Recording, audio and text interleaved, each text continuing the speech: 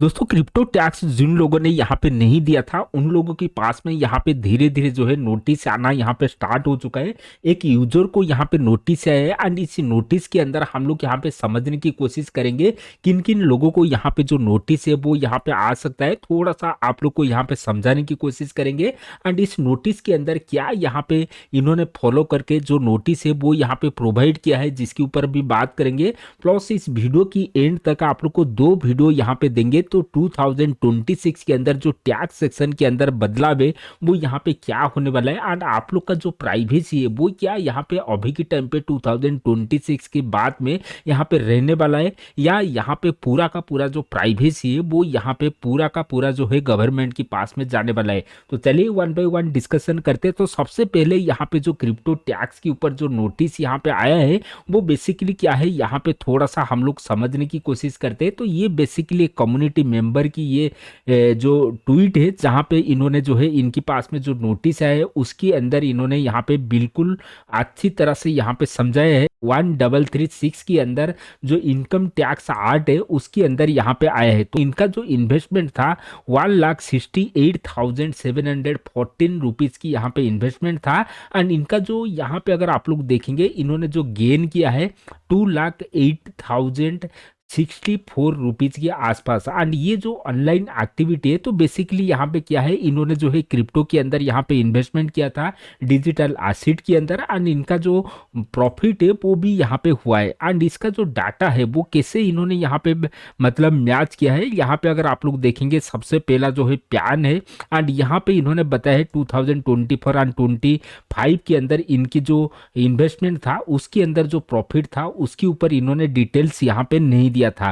And यहाँ पे देखिए एनुअल इंफॉर्मेशन सेटलमेंट यहाँ पे इन्होंने बताया। तो ये जो नोटिस यहाँ पे आया है इसको आप लोग यहाँ पे समझिए। जो डिपार्टमेंट यहाँ पे नोटिस दिया है वो यहाँ पे बताया है कि देखिए आप लोग यहाँ पे कमा रहे तो उससे हम लोग को कोई प्रॉब्लम नहीं है, सिर्फ और सिर्फ आप लोग को जो है यहाँ पे आक्स करना है, मतलब यहाँ पे एक्सप्लेन करना है कि आप लोगों ने ये जो मनी यहाँ पे कमाया है वो किस तरह से यहाँ पे कमाया है। तो आईटी डिपार्टमेंट के अंदर जो यहाँ पे बेसिकली इनकम टैक्स के अंदर होता क्या है, अगर आप लोगों ने 1 लाख यहाँ पे इन्वेस्टमेंट किया था, आप लोगों ने यहाँ पे 2 लाख अगर कमा लिया है, उसको आप लोग को यहाँ पे बताना है कि हम लोगों ने इस टोकन के अंदर इन्वेस्टमेंट किए थे, बिटकॉइन के अंदर हो या तो किसी भी टोकन के अंदर, एक्सआरपी के अंदर, बाइनेंस की जो बीएनबी टोकन के अंदर, जो भी टोकन के अंदर आप लोगों ने इन्वेस्टमेंट किया था उनमें से आप लोग को कितना प्रॉफिट हुआ एंड आप लोग का ये जो अमाउंट है जो प्रॉफिट होने के बाद आप लोग को यहाँ पे दिखना चाहिए। इसका जो लिस्ट है वो थोड़ा सा आप लोग को यहाँ पे देना है। तो इसके लिए जो आईटी डिपार्टमेंट है इन्होंने यहाँ पे बताया।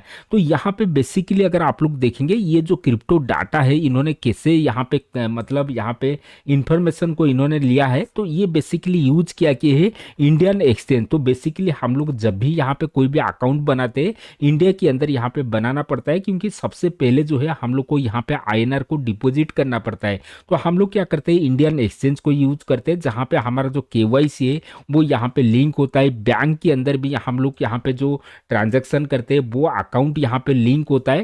एंड यहाँ पे अगर आप लोग देखेंगे AIS एंड TIS से रिपोर्टिंग यहाँ पे होता है जो ये एक्सचेंज वालों की तरफ से यहाँ पे होता है। प्लस यहाँ पे ऑनचेन की जितना भी आप लोग यहाँ पे ट्रांजैक्शन करते हैं आईएनआर को सेंड करते हैं एंड उसके बाद में आप लोग यहाँ पे क्रिप्टो को प्रोसेस करने के बाद आप लोग चाहे यहाँ पे डिसेंट्रलाइज वॉलेट के अंदर ले जाए, डिसेंट्रलाइज डेस्क के ऊपर यहाँ पे ले जाए, जहाँ पे भी लेते तो उसका ट्रांजैक्शन जो है यहाँ पे रहता है। मतलब आप लोग यहाँ पे एक बार अगर प्यान को यूज करते तो वहाँ पे जो है आप लोग का जो प्राइवेसी है वो यहाँ पे शेयर हो जाएगा।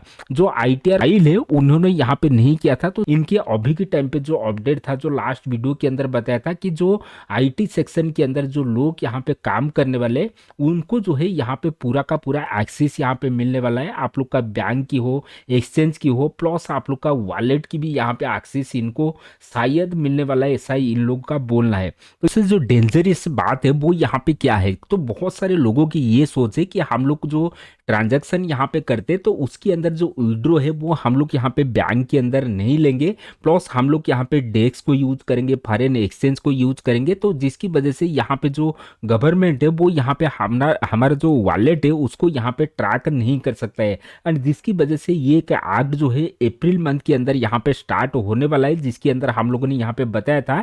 तो जिसकी वजह से यहाँ पे नोटिस आएगा आप लोग को। एंड यहाँ पे देखिए सबसे बड़ी बात है, अगर आप लोग यहाँ पे क्रिप्टो के अंदर इन्वेस्टमेंट करते हैं एंड यहाँ पे एक बार अगर आप लोग को यहाँ पे नोटिस आ जाता है टैक्स मतलब आईटी सेक्टर के अंदर, एंड आप लोग को जो नोटिस यहाँ पे जब से यहाँ पे आप लोग को आता है उस दिन के बाद में अगर आप लोग इसका जो क्लैरिटी है वो यहाँ पे नहीं देते तो यहाँ पे जो पेनल्टी है उसके ऊपर यहाँ पे ये लोग काम करने लग जाते। पेनल्टी अंडर सेक्शन 272A के अंतर्गत यहाँ पे जो पेनल्टी है 500 rupees per day till complain. तो यहाँ पे जब तक आप लोग यहाँ पे क्लैरिटी नहीं देते तब तक जो है आप लोग के ऊपर 500 पर डे की हिसाब से पेनल्टी जो है यहाँ पे लगता रहता है। तो इसको बिल्कुल भी आप लोग को इग्नोर यहाँ पे नहीं करना है। यहाँ पे सोचिए कि आप लोग के पास में पैन अगर है, आप लोगों ने बैंक अकाउंट को यूज किया है, इंडियन एक्सचेंज को एक बार अगर आप लोगों ने यूज कर लिया तो वहां पे आप लोग जो है टैक्स के ऊपर पूरा का पूरा जो है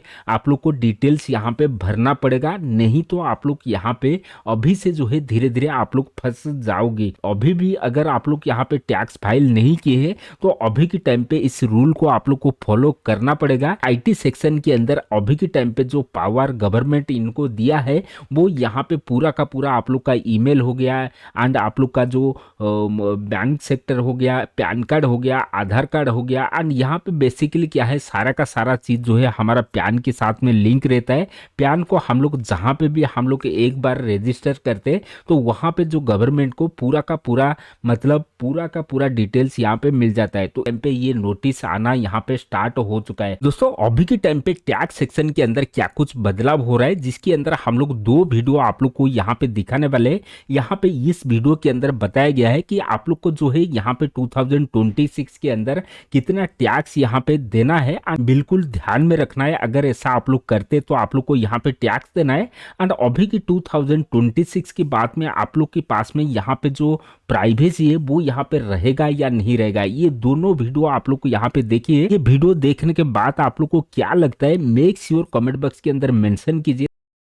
20,000 से ज्यादा कैश ना तो ले पाओगे और ना तो दे पाओगे। और अगर घर में 10 लाख रुपए से ज्यादा का कैश रखा है जिसका कोई रिकॉर्ड नहीं है तो आपको 84% तक का टैक्स देना पड़ेगा। 2026 से होने वाले इस बदलाव को जान लो। जी हाँ, income tax act section 271D के मुताबिक अगर आप किसी से 20,000 का अमाउंट लेते हैं या फिर देते हैं तो उतने का ही पेनाल्टी लग सकता है। मतलब अगर आपने किसी को कैश में 20,000 दिया तो 20,000 का पेनाल्टी भी देना पड़ेगा। और अगर आपने 10 लाख रुपए तक का कैश अपने घर में रखा है जिसका कोई भी रिकॉर्ड आपके पास नहीं है तो 84% तक का टैक्स देना पड़ेगा। अब आप बोलोगे कि सरकार को कैसे पता चलेगा? तो 2026 से इन सभी चीजों पे अब सरकार की पूरी नजर रहेगी। अगर 10 लाख से ज्यादा एक साल में सेविंग अकाउंट से डिपॉजिट हुए तो बैंक सरकार को खुद बता देगी। करेंट अकाउंट में 50 लाख से ज्यादा हुआ तो, क्रेडिट कार्ड का बिल पेमेंट कैश में 1 लाख से ज्यादा हुआ तो, पूरे साल में क्रेडिट कार्ड से 10 लाख रुपए से ज्यादा स्पेंड किए तो, फिक्स डिपॉजिट 10 लाख से ज्यादा हुआ तो, शेयर म्यूचुअल फंड बॉन्ड्स में इन्वेस्टमेंट 10 लाख से ज्यादा हुआ तो, विदेश में घूमना या फिर फॉरेक्स परचेज 10 लाख से ज्यादा हुआ तो, एक दिन में 2 लाख से ज्यादा अगर आप कैश रिसीव कर रहे हैं किसी पर्सन से तो ये सारी डिटेल तुरंत सरकार को पता चल जाएगी। तो आप जो भी परचेज करते हैं स्पेंड करते हैं उनका प्रॉपर डॉक्यूमेंट रखिए क्योंकि अब हर चीज सरकार के नजर में रहेगी। 1 अप्रैल 2026 से इनकम टैक्स वाले आपके साथ क्या क्या कर सकते हैं आप सोच भी नहीं सकते। इमेजिन करो 1 अप्रैल 2026 आप अपना अनलॉक करते हो phone, email, WhatsApp, Instagram, Snapchat, cloud सब कुछ खोल के देते हो और सामने कौन है?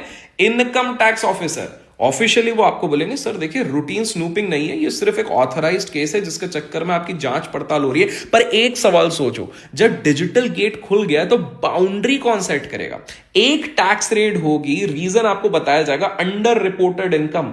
पर ऑफिसर सिर्फ आपके बिल्स नहीं देखने वाले, वो क्या क्या देख सकते हैं? वो आपके personal DMs, private photos, medical chat, relationship fight सब कुछ देख सकते हैं। इसका मतलब आप नहीं, आपके फ्रेंड्स, क्लाइंट्स, इन्वेस्टर्स सब कोई एक्सपोज हो जाएंगे। तो कल तक जो CA, lawyer, doctor etcetera freely आपको मैसेज करते हैं वो कल से अब ये सोचेंगे कि कल इनके ऊपर रेड हो गई ना तो मेरी चैट भी कोई ना कोई ऑफिसर पढ़ लेगा। और फिर इंस्टाग्राम पर सिर्फ एक लग्जरी पोस्ट, चाहे वो कार का हो, वेकेशन का हो, पार्टी का हो, बस एक असम्पशन अगर ऑफिसर ने बना लिया कि भैया लाइफस्टाइल मैच नहीं हो रही इनके इनकम से, प्रूफ आपको देना पड़ेगा, नरेटिव वो लोग बना देंगे। और सबसे डार्क पार्ट क्या है?